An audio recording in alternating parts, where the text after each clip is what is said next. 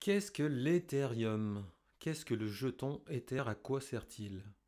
L'Ethereum consiste à réinventer totalement le fonctionnement d'Internet. On pourra acheter des choses, créer des applications, stocker des enregistrements. Ethereum veut s'occuper de tout ça. Alors, si on veut une petite comparaison, le Bitcoin, c'est un peu la disquette de la blockchain.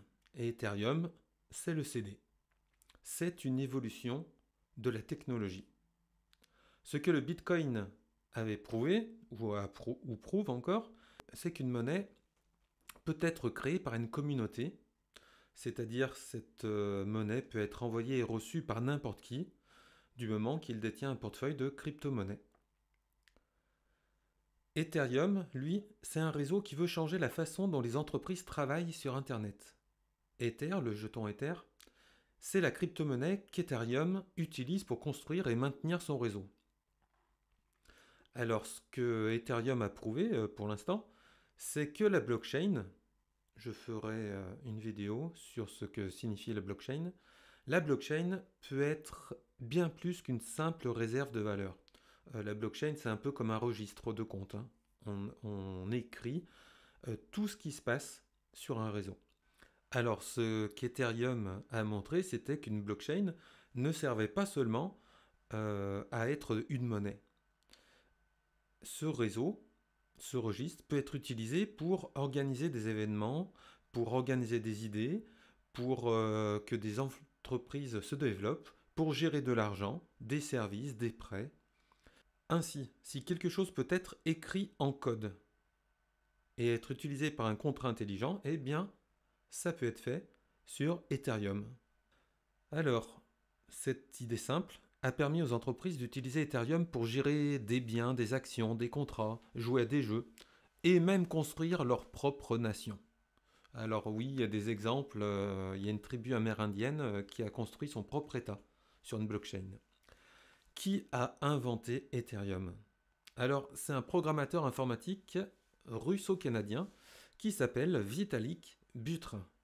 Alors il a écrit ce qu'on appelle un livre blanc sur lequel il décrit le fonctionnement du réseau Ethereum.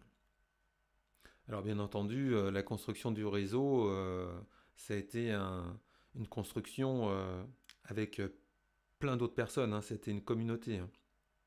Je ne vais pas vous citer, je ne connais pas en fait ceux qui ont participé, mais il y a beaucoup de monde. Donc ça a été créé en 2013, le livre blanc, il a été écrit. Et puis, janvier 2014, ils ont annoncé publiquement la création de ce réseau. Et en juillet, à l'aide de Bitcoin, il y a eu un échange avec des jetons Ether. Alors, Ethereum, qu'est-ce qu'il a de si spécial? Eh bien, c'est qu'il utilise la technologie sur laquelle repose Bitcoin et il en fait plus qu'une simple monnaie.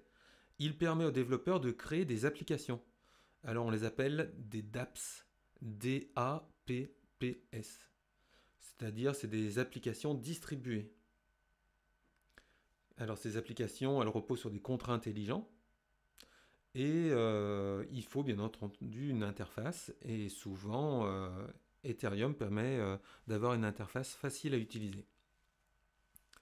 Alors avec Ethereum, on peut même créer notre propre devise. N'importe qui peut créer sa propre devise. Bon après il faut la faire connaître, il faut qu'elle puisse fonctionner, hein. Mais ça rend possible plein de choses qui étaient réservées avant à des organisations étatiques ou gouvernementales.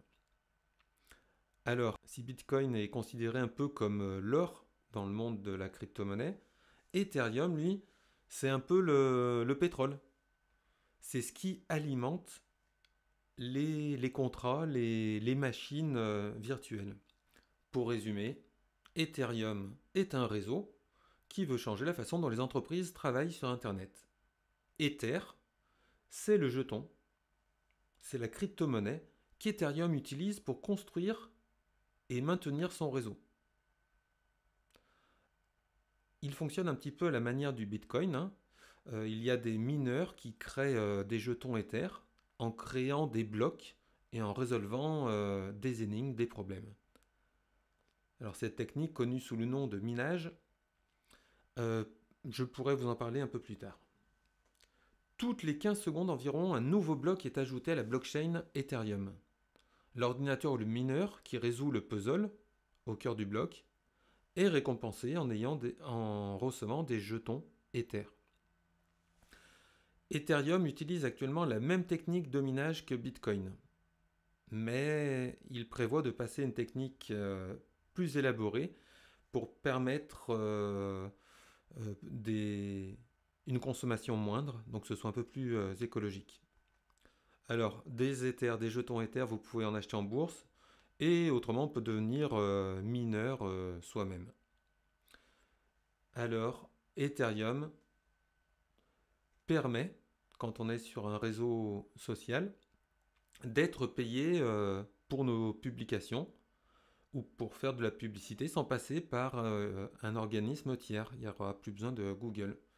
On peut stocker des fichiers de manière décentralisée et de manière très avantageuse financièrement. On peut faire des échanges, on peut payer à l'étranger sans qu'il y ait des coûts d'intermédiaire. Alors on pourra aussi concevoir des cartes de débit sans contact pour payer en Ethereum ou en autre crypto-monnaie. Et puis bien entendu, on peut faire des prêts. Ce sont des prêts garantis par la blockchain sans vérification de crédit. Donc n'importe qui peut faire des prêts. Alors il y a certaines garanties, c'est d'avoir une certaine somme sur son compte. Mais après, il n'y a pas d'autres critères. Alors beaucoup d'idées sont encore à leur début, on ne sait pas trop comment ça va évoluer, mais il y a d'énormes possibilités.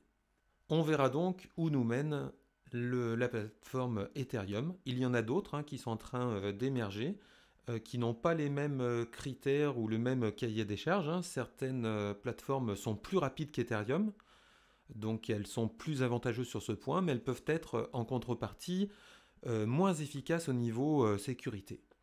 Alors il faudrait une plateforme qui soit beaucoup plus rapide et beaucoup plus sécurisée, et à ce moment-là, elle aurait un avantage sur toutes les autres blockchains.